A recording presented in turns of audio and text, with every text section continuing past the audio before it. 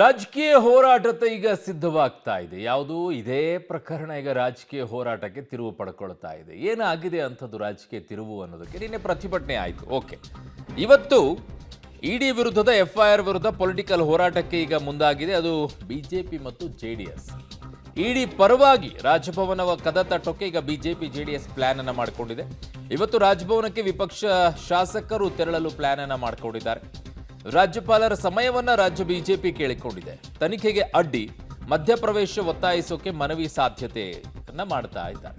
So Congress ವಿರುದ್ಧ ದಾಳ ಉರುಳಿಸಲು ಈಗ ಬಿಜೆಪಿ ಮುಂದಾಗಿದೆ. ಏನ್ ಮಾಡ್ತಾರೆ ಹೋಗ್ಬಿಟ್ಟು ಅಲ್ಲಿ ಇದಕ್ಕೊಂದು ಸರ್ಕಾರಕ್ಕೆ ಒಂದು ಲೆಟರ್ ಬರೀತಾರೆ. ಯಾಕೆ ಏನು ಅಂತೇಳಿ ಕ್ಲಾರಿಫಿಕೇಶನ್ ಕೊಡಿ ಅಂತೇಳಿ. ಏನು ಮಾಡ್ತಾರೆ ಈಗ, ಏನು ಮಾಡೋಕ್ಕೆ ಪಾಸಿಬಲ್ ಇದೆ ಇದರಲ್ಲಿ, ಭಾಳ ಮುಖ್ಯವಾಗಿರೋದು ಇದರಲ್ಲಿ.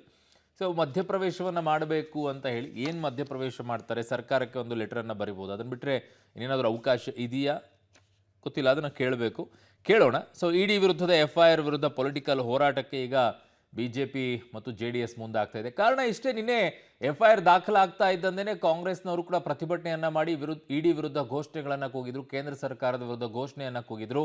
ಆದರೆ ಮುಜುಗರಕ್ಕೀಡಾದ್ರು. ಕಾರಣ ಅದೇ ಅಧಿಕಾರಿಯನ್ನ ಕರ್ತವ್ಯ ಲೋಪ ಮತ್ತು ಭ್ರಷ್ಟಾಚಾರದ ಆರೋಪ ಹೊತ್ತಿರೋ ಕಾರಣಕ್ಕೋಸ್ಕರ ಅಮಾನತಿನಲ್ಲಿ ಇಟ್ಟಿದ್ದಾರೆ. ಅದು ಮುಖ್ಯಮಂತ್ರಿಗಳ ನಿರ್ದೇಶನದ ಮೇರೆಗೆ. ಸೊ ಹೀಗೆಲ್ಲ ಇರುವಂಥ ಸಂದರ್ಭದಲ್ಲಿ ಹೇಗೆ ಹೋರಾಟ ಮಾಡಿದ್ರು? ಸೊ ಇದು ಮಧ್ಯಪ್ರವೇಶ ಮಾಡ್ತಾ ಇದ್ದಾರೆ ಅಂತ ಹೇಳಿ ಬಿಜೆಪಿ ಜೆಡಿಎಸ್ ಆರೋಪ ಮಾಡ್ತಾ ಇರೋದು.